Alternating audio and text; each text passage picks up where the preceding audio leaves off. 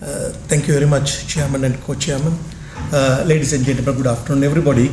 Now you have already listened to many information about handicrafts from different part of the world.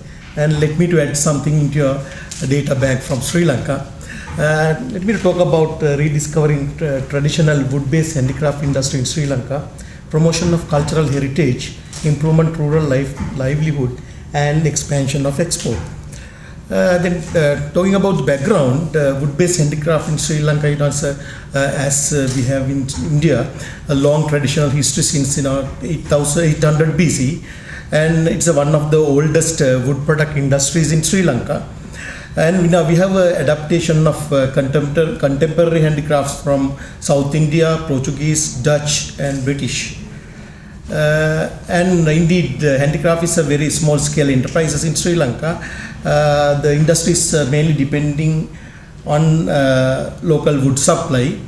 This handicraft industry caters the domestic market, foreign tourists, as well as export markets, because Sri Lanka is a tourist country, popular for tourism. And we have a wide range of combined utility and beauty, adding elegance to the lifestyle through these handicrafts. And talking about the promotion of cultural heritage, first we'll see the recognized important traditional wood-based handicrafts in Sri Lanka. You can see that the carvings of Lord Buddha is the most popular in Sri Lanka, because the ebony carvings of Lord Buddha is very popular. Of course, the Indian Lord Buddha, we have 74% of the Sri Lankans are Buddhist, got from India. And the arts and crafts, almost all the arts and crafts, largely influenced by Buddhist culture in Sri Lankan arts and all arts and crafts in Sri Lanka. The other one is the elephant carvings, another popular one, because the elephant carvings are most popular because elephants play a very key role in Sri Lanka, in Sri Lankan culture, religion, as well as history. There are different type of elephant carvings made of mahogany, ebony, teak, nadum, and coconut. And the other important product is what we call traditional handicraft, is traditional drums. As you seen last night, it was really nice collection of drums. Then in Sri Lanka also, people talk about 33 type used in ancient time, but today we can find only about 10 type of traditional drums, and the wood taken from neem, karyota, jack, miller.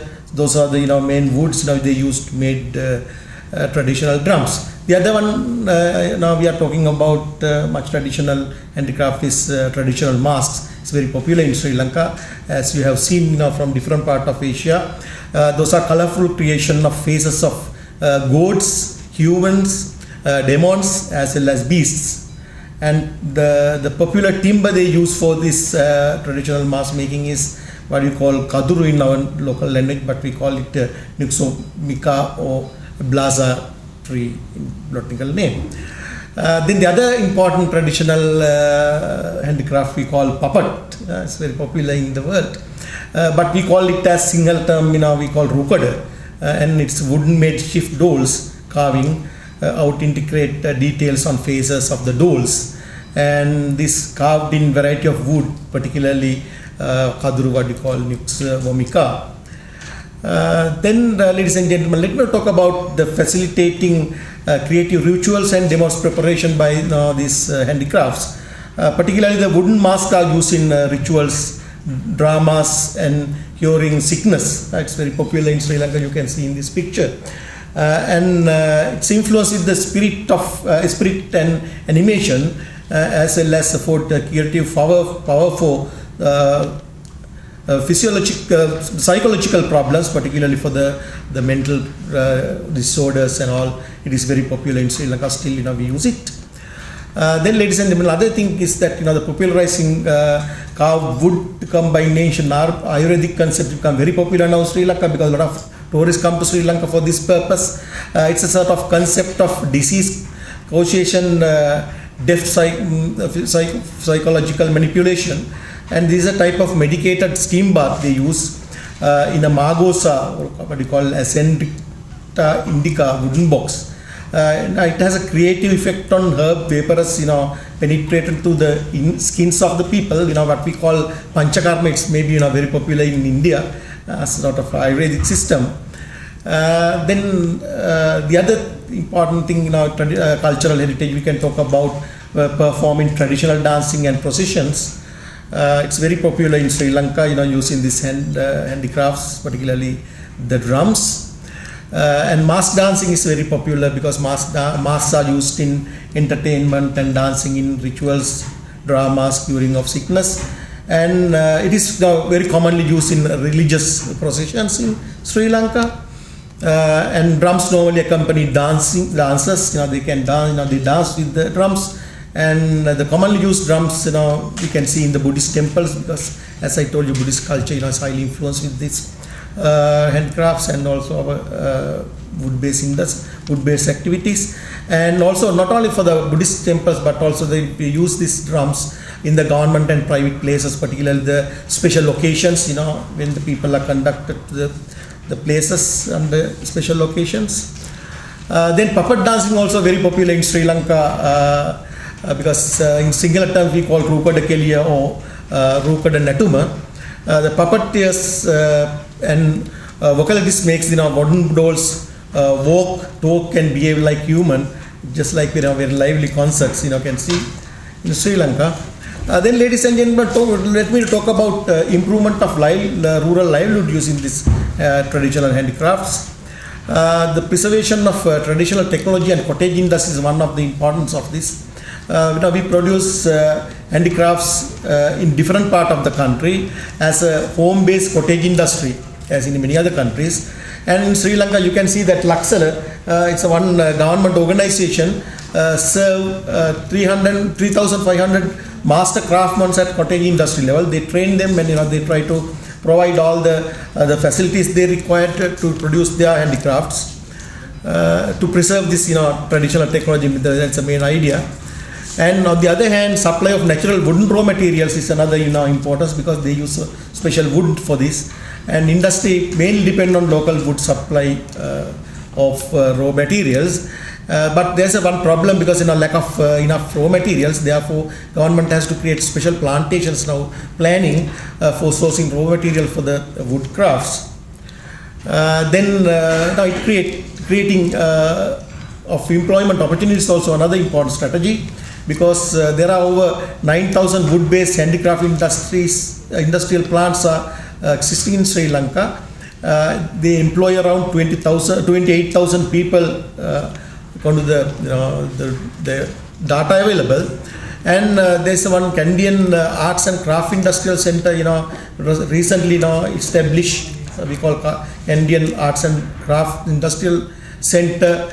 They try to employ 30 highly trained personnel, over 6,000 traditional craftsmen to popularize this handicraft industry and provide more employment opportunities. Then, ladies and gentlemen, there are other strategies that market promotion and increase income. The handicraft industry mainly dominated by private sector enterprises, accounting 95% of the total market share. Again, the Laksala, the government organization, as I shown you, promote market through 14 purchasing points they have, and also they have 23 sales outlets over the different part of the country. And in addition to that, there are some craft villages in Sri Lanka, particularly two in what we call Battaramulla and one in Sigire. Those are two main tourist destinations, market their products. Then generally, to the knowledge, the traditional mask manufacturers earn fair amount of money. It's about 40,000 rupees per month, is about $400 US per month. Then now talking about expansion of exports, that is another importance of the handicraft industry in Sri Lanka. Now the government give worldwide publicity, as well as the private sector give worldwide publicity. Particularly the government try to regularly participate leading what we call this industrialists in the leading international trade fairs like Frankfurt International Trade Fair and Nuremberg International Toy Fair in Germany. Then Sri Lanka Export Development Board officials, they have their website given publicity, wide publicity for the handicraft, and also private sector gives wide publicity through their websites. And we have now recently established traditional puppet art museum in Sri Lanka. It's open for Sri Lankan puppetry in many foreign venues. There are a lot of foreigners as well as local people participate, attend this museum for their program, for the programs, different type of programs. Sorry. Then talking about the product development, the manufacturers flexible to adapt to varied requirement of the buyers. They produce product to suit their requirement. And wooden toy industry in Sri Lanka is very popular and established with over 50 exporters. Over $70 million annual exports earnings have been reported, and they mainly now produce the value-added products. Then talking about the market expansion, tourists find excellent collection of Sri Lankan handicrafts in shops and stores throughout the country, and foreign tourists can have insights manufacturing process of the handicraft, then at the what we call craft villages, and they have opportunity to purchase items in one place, many type of items. And we cater the requirement of UK, US, India, Maldives, Saudi Arabia, France and Germany in particular. And maintain, now the industry maintains standards and quality assurance in these handicrafts, with the manufacturers manufactured by highly skillful craftsmen, quality product to consumer specifications. And they assure that products are highly biodegradable and environmental friendly in both sourcing and disposal. And they use FSC certified treated wood at the international quality standards, and adopt what we call phytosanitary testing handicrafts to make the safe. Then the government now highly committed to promote this handicraft industry, because it shows that Ministry of Traditional Industries and Small Enterprise Development, what we call Luxala, established under the National Craft Council. In Sri Lanka, export of wood-based handicraft products exempt from the duties, so concessionary duty rates to popularize this handicraft. And Export Development Board support on export development and quality standards. On the other hand, Ministry of Rural Industry support on import of machinery and production technology. Then the Ministry of Technology and Vocational Training offered the skill development programs. Then ladies and gentlemen, let me to conclude my presentation. Sri Lanka promote cultural heritage through recognized traditional wood-based handicraft, facilitating creative rituals for diverse propositions, popularizing carved wood combined ancient Ayurvedic concept, and performing traditional dancing and procession. And wood-based handicraft have improved the rural livelihood to some extent by preserving traditional technology and cottage industry, creating employment opportunities and market promotion and increasing income. The government give wide publicity, product development, market expansion, maintain standards and quality assurance, and government commitment have made some contribution for the expansion of export of the wood-based handicraft in Sri Lanka.